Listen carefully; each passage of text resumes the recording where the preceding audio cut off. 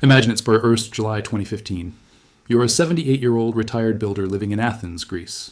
Your name is Michaelis Kataris, and for decades, your life has run on the same small tracks. Coffee in the morning, a careful count of bills at the kitchen table, and the quiet promise that your pension will cover the rent, the food, and the Sunday lunches when your children and grandchildren fill the room with noise. You do not own yachts or stocks or some secret account in Switzerland. You own time. 48 years of work poured into a pension you were told was safe. Your wife asks how much cash is left in the house. You check the drawer twice because fear makes people count like misers and pray like sailors. You do not have a bank card, so the machine outside might as well be a locked well in the desert. Now you're standing in line outside the National Bank of Greece, waiting for permission to touch a sliver of your own money. If you have ever wondered why ordinary people so often end up holding the wrong assets at the worst possible moment, stay with me. What you're about to hear is not a theory, it is a pattern. It has happened in rich countries, poor countries, democracies, dictatorships, boom times, and breakdowns. And if you find value in this kind of historical clarity, subscribing takes 2 seconds and keeps you ahead of what most people never see coming. When Michaelis finally reaches the counter, he's allowed to withdraw just 120 euros, less than a quarter of his monthly pension. He comes out furious. Then, according to the Associated Press, he begins to cry, not only because of the money, but because even Sunday family lunches have turned into arguments about what went wrong. A lifetime of work has been turned into a queue. That scene is where this story begins, but it is not where it ends. Because Greece in 2015 was not an isolated accident. It was one more chapter in a long human habit. Again and again, people save in the asset that felt safest yesterday, or by the asset that rose fastest yesterday, just as the system beneath it is changing. They hold cash before inflation. They hold bank deposits before banks close. They buy houses at the top of a credit boom. They buy stocks after years of easy money and confidence. They protect themselves from the last crisis and walk straight into the next one. This is what this video is really about. Not just bad luck, not just greed, not just ignorance. It is about why crowds, families, even careful middle-to-class savers keep arriving at the same trap one step too late. History shows that collapse is rarely a thunderclap. It is more like a river changing course under the ground. The surface looks calm. The town keeps building on it. And then one morning the houses are standing over empty air. Before we go further, there is something important to understand. Most people do not choose assets by studying balance sheets or monetary policy. They choose assets by memory. They ask a simple question, often without saying it out loud: what has felt safe in my lifetime? If your parents survived inflation, you may trust land or gold more than cash. If your country had stable banks for 40 years, you may think deposits are untouchable. If home prices rose for a decade while everyone around you got richer, a house stops looking like shelter and starts looking like destiny. That is the secret key to this whole story. People do not just buy assets. They buy yesterday's explanation of the world. And that explanation can stay useful for years, sometimes for decades. That is why the trap is so powerful. The wrong asset rarely feels wrong at first. It feels normal. It feels prudent. It feels responsible. In Japan in the late 1980s, land looked like the safest thing on earth. In the United States, before 2008, a home looked like the middle-class escalator to a better life. In Germany in 1923, cash and savings accounts had once meant discipline, dignity, and a future. In Argentina, before the crash of 2001, dollar-linked deposits inside the banking system looked solid enough for families planning to buy apartments. Then the regime changes. A regime is just the rule of the game. It is the hidden weather of an economy, inflation or deflation, tight money or easy money, trust or panic, free movement or capital controls. When the weather changes, the coat that kept you warm last winter can drown you this one. The crowd almost never notices the shift early because the old story is still echoing in their heads. The asset that was a shield in one era becomes an anchor in the next. That is why this pattern keeps repeating. Recency bias, which means our habit of assuming the recent past will keep going, acts like a crooked rearview mirror. We drive into the future while staring at what just happened behind us. Policy makes it worse. Banks encourage certain loans. Governments defend certain currencies. Tax rules reward certain purchases. Neighbors provide social proof. You see other people getting rich, or at least staying calm, and you do what humans have always done in uncertain times. You follow the herd toward the last patch of grass, even when the field is already bare. The first case shows what happens when people confuse money with safety. Look at Germany in 1923. Before the First World War, the German mark was respectable money in a respectable industrial country. Families saved through insurance policies, pensions, and bank accounts. Work hard, save steadily, delay pleasure. That was the moral grammar of middle-class life. Then came war finance, reparations, political instability, and a government that kept printing. Prices rose, then leapt, then broke into a run. By November 1923, US dollar was worth roughly 4.2 trillion marks. That number is so large it almost stops meaning anything. But the human experience was painfully small. A loaf of bread, a tram ticket, a cup of coffee. PBS records the story of Walter Levy's father, a lawyer who had faithfully paid into a 20-year insurance policy since 1903. When it matured, the payout bought a single loaf of bread. Think about what that means. 20 years of discipline collapsed into lunch. A lifetime of caution turned into a joke told by arithmetic. Ordinary Germans did not stop being orderly overnight. That is what makes the story so chilling. Children still went to school, men still went to work, promotions still mattered, brides still hoped for weddings. But underneath daily life, the measuring stick itself was rotting. Prices that had doubled from 1914 to 1919 doubled again in only a few months in 1922. Milk, beer, rent, coal, everything started moving like fish in dark water, impossible to catch. Workers rushed to spend wages before noon because by evening those wages could buy less. At the worst moment, a factory siren signaled payday every day at 11 in the morning. Workers grabbed bundles of notes from a truck and ran to the nearest shop to buy almost anything. The question was no longer, what do I need? It was, what can I turn this paper into before it dies in my hands? Now here is where it gets interesting. The people destroyed first were not gamblers. They were savers, civil servants, pensioners, widows living on insurance, people who had done the respectable thing. They held the wrong asset at the wrong time because cash and cash-like claims had been symbols of security in the old regime. But in an inflationary collapse, cash is not dry powder. It is ice in the sun. Who did better? Not everyone with wealth, and not in some clean, heroic way. But the historical record is clear that people holding real goods, foreign currency, land, export businesses, or debts that could be repaid in worthless marks were in a far better position than households living on fixed paper claims. Big industrial firms often survived well. Farmers had something the city wanted. People who moved early into hard assets, even absurd ones like pianos, antiques, and soap, were not acting irrationally. They were escaping a burning unit of account. This is the first lesson. The safe asset is only safe if the measuring system around it remains trustworthy. When trust in money goes, the cash saver stands in the storm with an umbrella made of paper. This brings us directly to Japan, where the trap looked completely different. Here is something I want you to think about before we go further. If an asset rises for 10 years, your neighbors get rich owning it, banks eagerly lend against it, and newspapers start treating it like a law of nature, would you still call it risky? Drop your answer in the comments. Seriously. Because what I am about to show you next is the part of this story that most people never hear. And it changes everything. In Japan, during the late 1980s, the wrong asset was not cash. It was success itself. More precisely, it was the belief that rising stock and land prices were proof of a permanently superior economic model. The bubble period is usually dated from 1987 to 1990. Money was easy, lending was aggressive. Regulations and tax rules favored land. Banks treated real estate as golden collateral. The Bank for International Settlements later described this process as one of intensified bullish expectations. In plain English, that means people became more optimistic because prices were already rising, and prices kept rising because people became more optimistic. A feedback loop, a hall of mirrors with credit inside it. By the end of 1989, the Nikkei 225 stood at 38,915. Reuters notes that Japanese shares had risen every single year of the 1980s, with gains of 40% in 1988 and 29% in 1989 alone. At the peak, Japanese equities accounted for about 45% of the global stock market, more than the United States at the time. In Tokyo, land values rose 58% in 1987 alone. A single square meter in Ginza changed hands for around 32 million yen. People said the grounds of the Imperial Palace were worth more than all the real estate in California. That sounds insane now. At the time, it sounded sophisticated. This is always how bubbles work. They wear a tuxedo before they put on clown shoes. The average person did not see himself as speculating. He saw himself as participating in national success. Office workers checked stock boards like sports scores. Golf club memberships sold for sums that sounded like palace ransoms. Non-bank property lending exploded from 22 trillion yen in 1985 to 80 trillion yen by the end of 1989. Families bought homes that required heroic assumptions about future prices. Companies borrowed against rising land values. The collateral itself became the dream machine. And then the machine reversed. When asset prices crashed, the damage was not limited to people who sold at the wrong moment. It was deeper than that. A high price had been used to justify borrowing, business plans, retirement expectations, and a national story.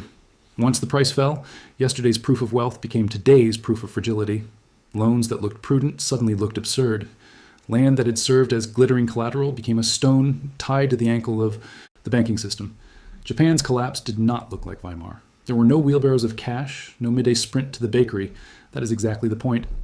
Different regimes punished different assets. In Germany, paper savings died fast. In Japan, inflated assets died slow. The pain arrived like a fog rather than an explosion. It stayed for years. Commercial land prices in major cities kept falling for more than a decade. The Nikkei would spend decades below its 1989 peak. So, what was the wrong asset here? It was concentrated exposure to the one thing everybody had stopped imagining could fall. The crowd had turned a cyclical asset into a civilizational belief. They were not buying land. They were buying permanence.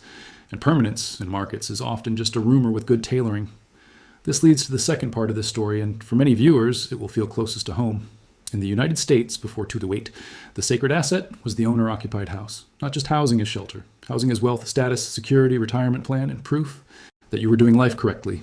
The family home became a financial Swiss Army knife. It was where you lived, what you borrowed against, what you planned to leave your children, and what you believed would bail you out if wages stayed weak.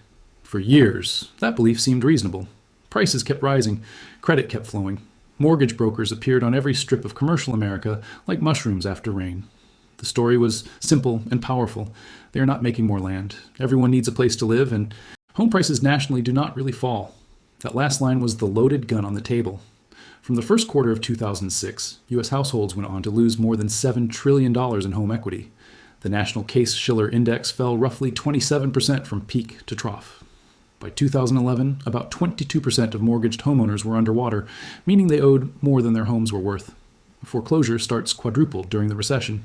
Millions of families did not just lose wealth on paper, they lost mobility. They could not sell without crystallizing the loss. They could not refinance easily. They were trapped inside an asset that had once symbolized freedom. Look at what happened next. Job losses hit.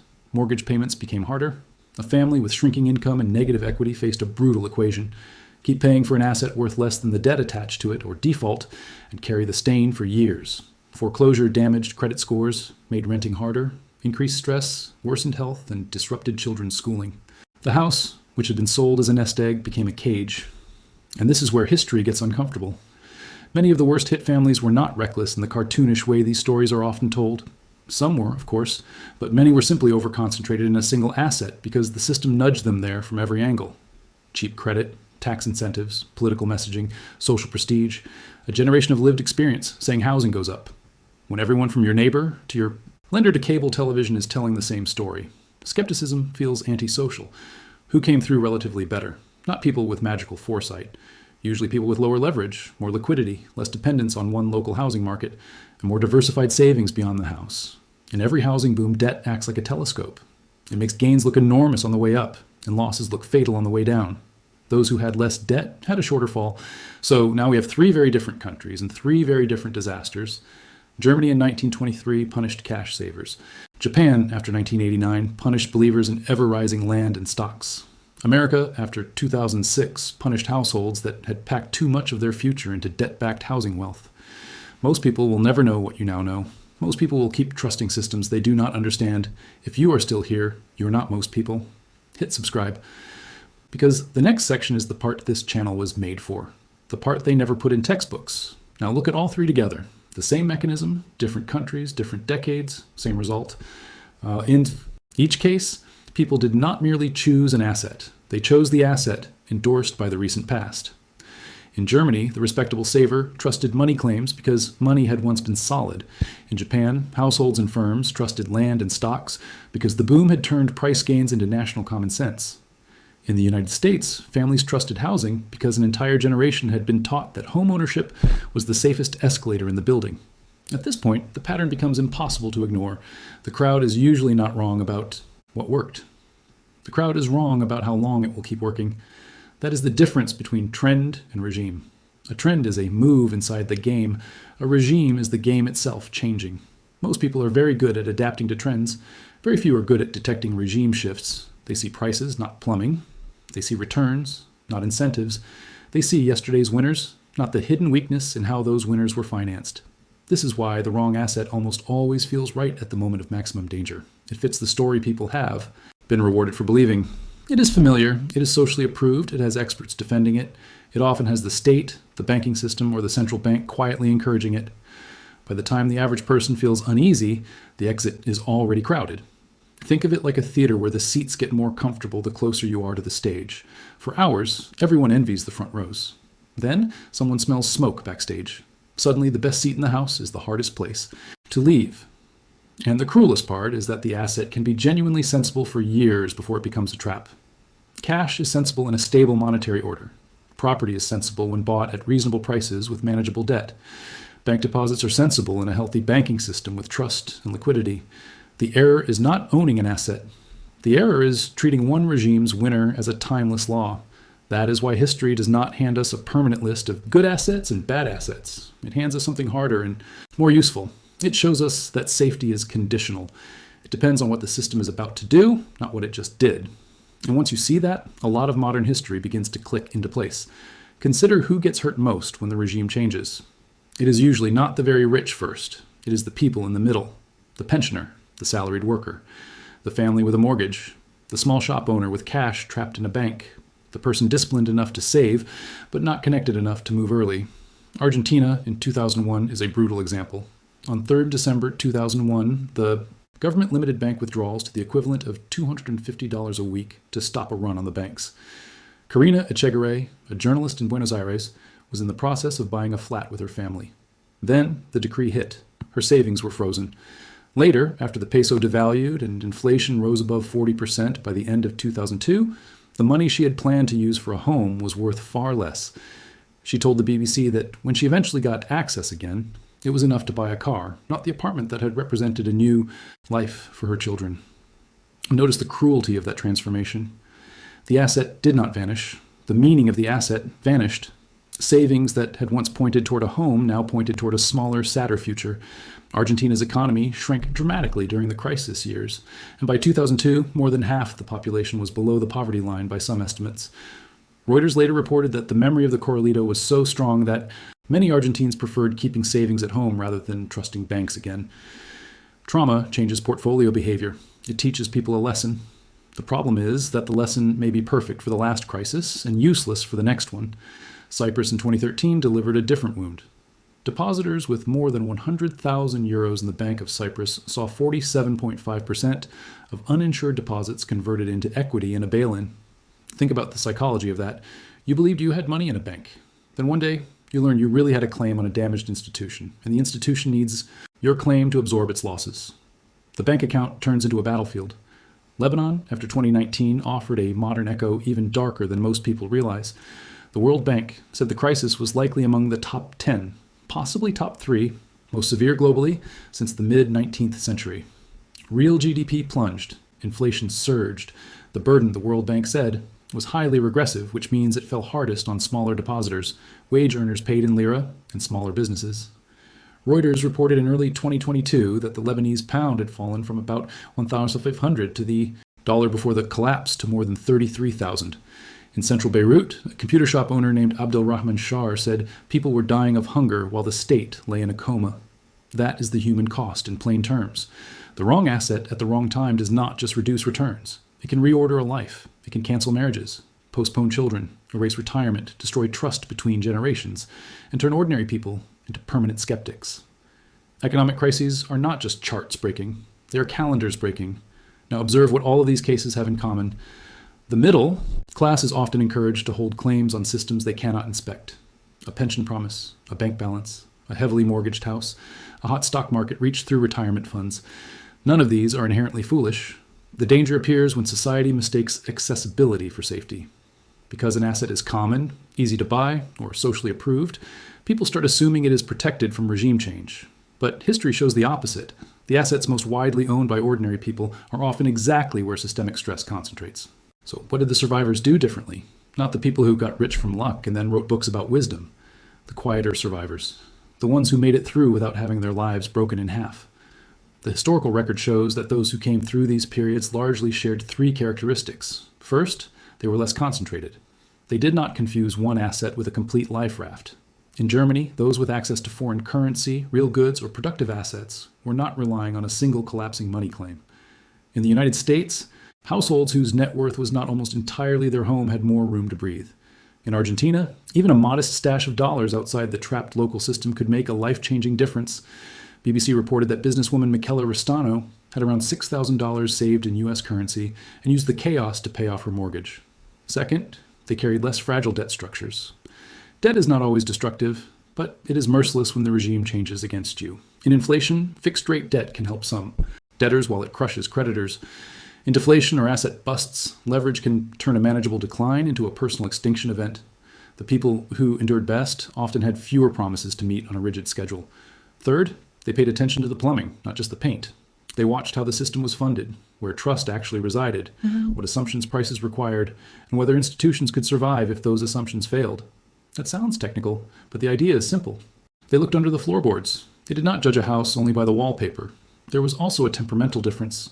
Survivors were less romantic about the asset they owned. They did not fall in love with it. Germans who shifted into goods were not composing poems about soap. They were buying time.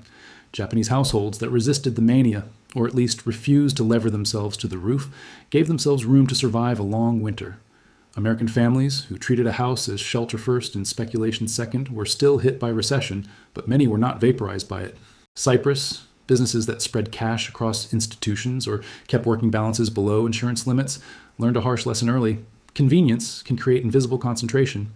In Lebanon, people paid in dollars or able to reset prices daily were not comfortable, but they were not trapped in the same way as workers paid monthly in lira.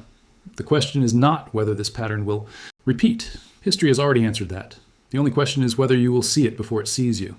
If this channel helps you think differently about the world you live in, subscribe. It costs nothing, and it might change everything. That may sound obvious in hindsight. Hindsight is history's cruel flashlight. It makes yesterday's cliff look painted on the road. But in real time, every one of these choices felt awkward, cautious, even unsophisticated. The person refusing easy leverage during a boom looks timid.